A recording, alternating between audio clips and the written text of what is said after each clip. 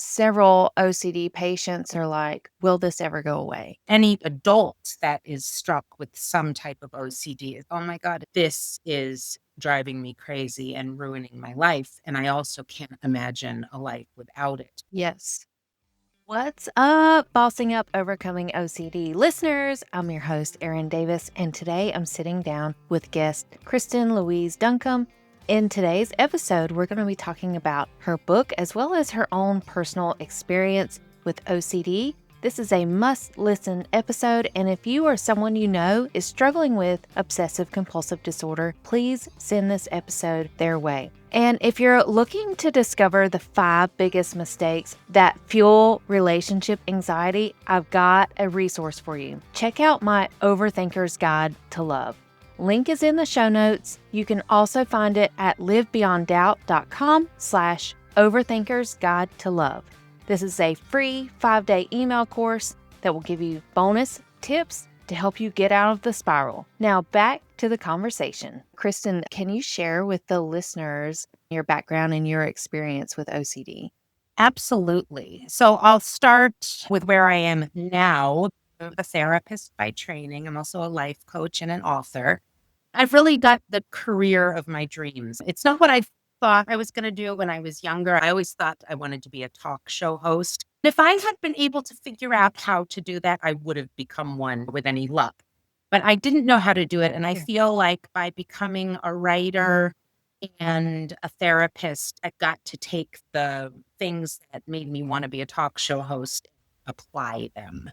Yeah. In my therapy sessions, I do work with a lot of people with obsessions, OCD and related. And I didn't set out with that as a focus in mind, but I found that it's something that I work with very easily because I have my own history going all the way back to early childhood of obsessional behaviors and OCD. To tell you that part of the story, and I know they sometimes are changing their diagnostics, the last time I checked what I would call my OCD behavior as a child, I think they don't actually consider that in the DSM OCD, but I'm going to clump it all together because there's so much left. When I was a kid, I had tics. I was constantly doing weird facial gestures, like with my mouth, or I did this one where I would roll my eyes. And you can imagine when you're like 7 years old and doing that in class, people were so mean to me. But it was, as anyone who's ever had something like that knows, it was beyond me. I could not stop doing it. That came along with another early onset anxiety related disorder, which I was obsessionally in, and that is hypochondria. I also became convinced that I had leukemia. I had heard something about leukemia, but when I was a kid, there was a made-for-TV movie about a football star named Brian Piccolo who had died from leukemia. And I became convinced that I had leukemia. And then I would think about it obsessively. And then I became convinced that doing all those tics would somehow stave it off. Totally OCD. And then you'll love this. I also developed emetophobia. I had serious. Oh, that one's so challenging. So emetophobia, just for the listeners' awareness, that's when you have the fear of vomiting. I was terrified of vomiting. Sure. And I mean, it's quite a violent, terrible experience anyway. It's just, I had it all. I didn't get any treatment at all. I was born in 69. So when all of this was happening to me, it was in the 1970s. In the late 70s, my family, my dad was in the Foreign Service and we moved off to West Africa. Even if my parents had a notion about getting therapy for their 10-year-old child, which they didn't because it was a different era, there wasn't really any therapist to be found in the Ivory Coast where we lived. OCD therapy really progressed truly. And what I was going to say is without any support, I did grow out of it. I stopped having all of those behaviors. Now, I did develop other behaviors later on. And what I say now is, as an adult, I have never been controlled by OCD the way I really was for a while there as a child. But Right. I do feel the presence of certain funny little behaviors and obsessions or compulsions that come and go. And what I wanted to say about in terms of when I'm working with clients and how to treat it, because this is something I use on myself all the time, I tend to take a behavioral approach to dealing with OCD Yes. stuff. And I learned this from, do you know the work of David Burns? He wrote Feeling Good Manual, Heard of and him. that's a great resource. He wrote When Panic Attacks, a Feeling Good handbook, and he's also got a really good podcast called the Feeling Good Podcast. They talk a lot about OCD. But one of the ways he deals with anxiety, he's a CBT therapist, is to also look for the hidden meaning. And I Yes. don't ever want to get psychoanalytic about OCD stuff because I do think more than anything, I think it's brain driven, not deep rooted experience. So, yeah. The reason I'm bringing this up is that when I find myself in this day and age doing something OCD-ish, sometimes that happens first. And then I'm like, oh, okay, wait, what's going on? Why are you doing this? Sometimes I'll do this weird thing where I'll put my glasses on my head and then I'll be like, oh, I did that wrong. So I'll do it again. Yes. OCD patients are like, will this ever go away? Have you experienced that question? And what's been your life experience around that? That question is such an understandable question because, especially in families where, the parents might be wondering, is this ever going to go away? Yes. But often the adolescent is also wondering, is this ever going to go away? Or any adult that is struck with some type of OCD is, oh my God, is this ever going to go away? This is driving me crazy and ruining my life. And I also can't imagine a life without it because of the way it helps me. Yes. To tell people when that question comes up, one of the things that would be useful is to try to do something paradoxical and stop making it try to go away. To start with a place of acceptance, like this may not go away and I can live with this because I know what it is. I And love that.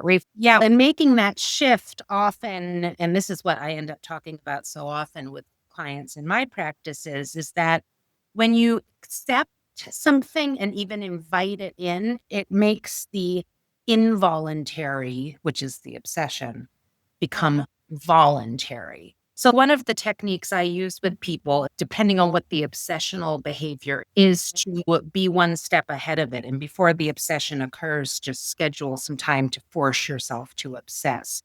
Will this ever go away? Because there is another way I like to answer that question. And that is, and I'd love to hear if you agree with this. I always say, absolutely, it will go away. And then it will probably come back because that's how things work. Not just with OCD, but with depression, with hard times, with good times. They come, they go, they come, they go. And if you can treat that as part of your life experience and not let it be disproportionate big. That's also part of acceptance. Yes. What's your experience? Do you feel like OCD comes and goes, or what do you think? Yes. So, first of all, Kristen, I love your perspective of good times and bad times. They come and go. Yeah. For OCD, I truly believe it can go into remission. And now, does that mean a forever remission? No. Like Yes. normally when I'm talking to a client in their graduation appointment, there's a difference between a lapse and a relapse.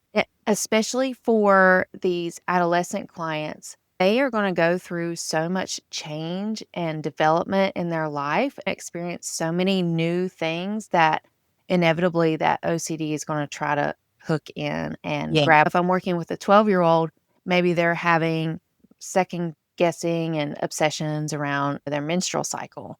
Then once they start dating, then it's their sexuality. And then once they're in a committed relationship, then it's how do I know they're the one? I remind them that all these techniques you're learning now, whether it's for your religious OCD or contamination, these techniques all work across all of those themes. So I try to give them hope, like, that's the good news. You know what to do, but Yes. be aware that OCD is sneaky. Yeah. Anyway, and I know we jumped right into the conversations. And then it's of no consequence. I don't spend 3 hours a day. But when I do that, I'm like, oh, what's bothering you? Why are you doing this? Do you notice if your life is having an increased amount of stress at that time? Yeah. And so I always find it interesting. And that's what I like to try to help people also do is use their OCD to befriend it that way. If you're doing something like that, let's try to get a grip so that it doesn't take over. It's information. What do you think is driving that right now that you are feeling the need to do that repetition, whatever the thing is? Looking for what's the function of this behavior? Yes. Yeah, I Mhm. love that word. That is a really good word. What's the function of it? Because often, sometimes it's hard to know actually, but that's another thing that I think is useful when you're in the role of the therapist is to tell people you can take an educated guess. You don't have to know for sure if this or that is the function. Maybe there's a variety of things that could be an appropriate answer to that question. What is the function? And you don't have to get perfectionistic, more OCD My type. goodness. Right? Yeah, finding the perfect answer because it's not Yes. all or nothing. There's going to be a range here. And even in your own life, you might keep having the same obsession, but the meaning ascribed to it will probably fluctuate. And just have self awareness about it.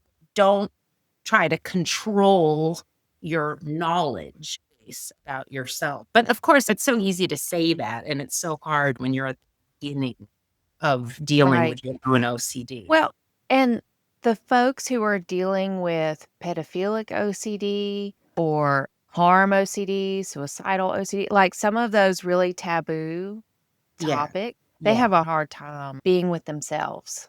How could I fathom these thoughts to begin with?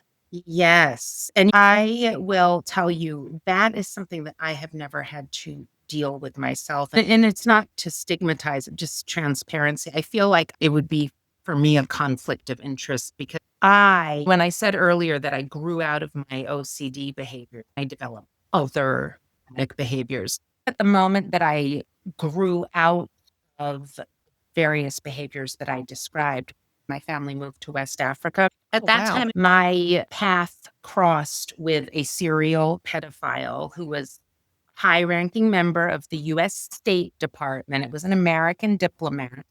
And for 2 years, he sexually abused me.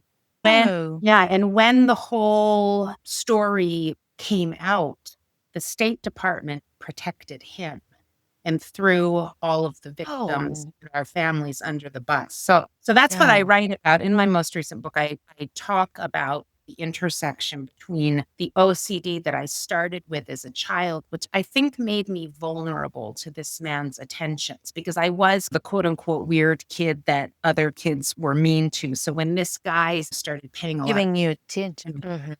yeah, I just think I was really vulnerable. But the reason I'm bringing this up is that once all of that drama happened and the cover up happened at the level of the State Department protecting the pedophile and all of that, Awful. I developed other anxiety driven behaviors, which I always attributed to the abuse history. You can't do a control study on yourself. I mean, it's all already happened. But I wonder, for example, I developed bulimia when I was a teenager. I was bulimic for many years. Yes. I also developed binge drinking and chain Mhm. smoking. And people don't really think of any of those things like bulimia, binge drinking, chain smoking. People don't really think of that as OCD. And it's not characterized as OCD. But if you are someone that has experienced OCD and then you're Yes. someone who's experienced addictive behaviors, ooh, Yes. it's very adjacent and parallel. Oh, yeah. It keeps you in that comfort zone, Yes. because And again, the function of the behavior is to keep you comfortable. yes, exactly. You get that surge of discomfort for whatever reason. And then Yeah. with bulimia, you attend to it with food, and then you attend to the overeating with the purge. And then with cigarettes, you Yes. feel anxiety. So you smoke a cigarette, the nicotine quells that. It's just on and on. Whole cycle. Yeah. Yes. So, Kristen, through everything that you have been through, you had the emetophobia, which then led to bulimia. It seems Yes. such like night and day Yeah, isn't it? difference. And emetophobia in the OCD community is one of the hardest like cycles to overcome. Yeah. What worked for you? For the emetophobia, Yes. I mean, that's one of those things that I don't know if I can answer. I'm going to end up having to answer what helps me work effectively with clients, because for myself, as a young person with emetophobia, nothing really worked. I just stopped feeling that way after an Okay. intensive year of extreme vomit fears, and that affected my eating. I was terrified. There was only certain food. I started stealing Rolaids. I was 8, by the way. I was like 8 years old when this was happening. Oh, My parents always had Rolaids. Do they even make Rolaids anymore? I think it's like Tums. Do you know what Rolaids? I remember them. Yeah. Okay. Well, my parents always had, and they tasted like mint. They always Yes. had Rolaids in their medicine cabinet. Would sneak in and get like a little handful of Rolaids, because I had this magical thinking that Rolaids are preventing me from having leukemia. And if I can prevent the leukemia, then I won't throw up. But nothing helped me. I found my little coping mechanisms, but Yes. I didn't get any official help for that. That's true, because there wasn't help available. Yeah. So Yeah. now going back to this premise of you're being the therapist you wish you had, you help your clients with emetophobia. So the clients that I work with that have emetophobia, there's a couple of things, and I'm going to just throw them out there as they're popping into my head, not in particular protocol order. Because I do believe, as Irving Yalom says, you have to create a different therapy for everyone. So we figure out, Agreed. start where the person is. But overall, I definitely take a deep dive into figuring out what the function is. And I'm thinking of someone that I still work with, actually. I've been seeing her on and off for a couple of years, and we've made a lot of progress.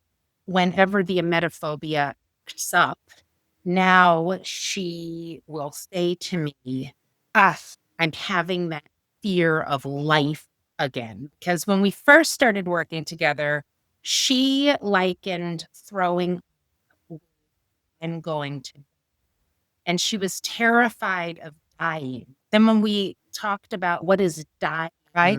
what are you envisioning? There was nothing about dying. It was like, wait, all those things you're describing, that's part of being alive, being uncomfortable, being afraid, being grossed out, being alone. Actually, when you're dead, I don't think you're going to feel any of that, because you're just going to be dead. Dead is like the grace from after it. You're afraid of life.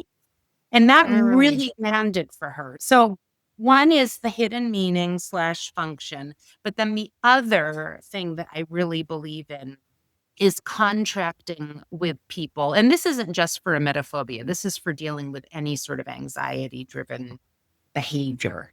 Do you really want to work on this? Because if you don't really want to work on this, let's not waste our time. But if you really want to try to get out of this, let's agree that you will be willing to do things, and it can be baby steps, but to make yourself uncomfortable, to try. And then I like to try to do exposure. Only once in my therapy practice have I ever done exposure therapy, whereby, I don't know if you've ever done this, but like where you can mix up flour and eggs and stuff and try to create fake vomit. I'm about to do it soon. I knew it. The person that I did that with, this was a few years Though they really wanted to do that. But to me, and I think I'm just too much of a concrete thinker, it was like, okay, we can do this, but we both know this is not throw up. And it doesn't have some of those sensory things that people with emetophobia are so afraid of, the smell or the coming out. Now, Mouth. I've never asked anyone to take some of the medicine that causes vomiting. I've never done that either, I think is what it's called, or something like that. I don't think that should be part of treatment. I just Yeah. don't. Yeah. Because I wouldn't volunteer myself nor a family member to throw up. I wouldn't try to stop someone from throwing up, but I don't think I would propose it because I would also not enjoy being there. I wouldn't Yes. really want to go through that together. We've done water in the mouth and spitting it into the toilet. I'm good Okay. with that. Okay. To simulate as Have you far ever as done throwing up noises? Oh, That's one that you can do. I find in terms of exposures, what I use more frequently are ones that are right in front of you, don't require any organization. Like force yourself to eat your dinner. You are convinced that your dinner is going to lead to food poisoning and then you're going to throw up. But we know from all the other times you thought that, and then you did eat it and you didn't throw up, that this is the fear of life. Love it. So let's eat the dinner. Remember, you agreed that let's try and see what happens. I try to push for exposures like The normal day today. Yeah. What is the title of your book and where can we find it? the title of my book is Object, the Memoir. The reason I call it Object is it's about having been turned into the object of this middle-aged pedophile's, proclivities. The recovery process was for me becoming the subject of my own life versus feeling constantly and obsessively like I was the object of other people's desire. You can order it through any bookstore. Yeah. Awesome. Well, I'll be sure to include that in the show notes and any words of wisdom or pieces of advice that you'd like to share with the listeners. There's so many things, but as someone who's now mid-aged and wise enough, happy enough, in spite of all the problems that I've had in my life, it's just to always keep in mind that you can have a problem such as OCD and still carry on. You can be afraid that you're going to get germs from touching that doorknob and still touch it. Yes. One thing doesn't have to lead to the other, but that is a switch that needs to be made. The other advice is seek help and trust the help of others. Yes. Thank you so much, Kristin. This was very enlightening. Really Thank loved you your so story. Yes, Yeah. thank you so much. It was great to meet you. I'll look forward to staying in touch.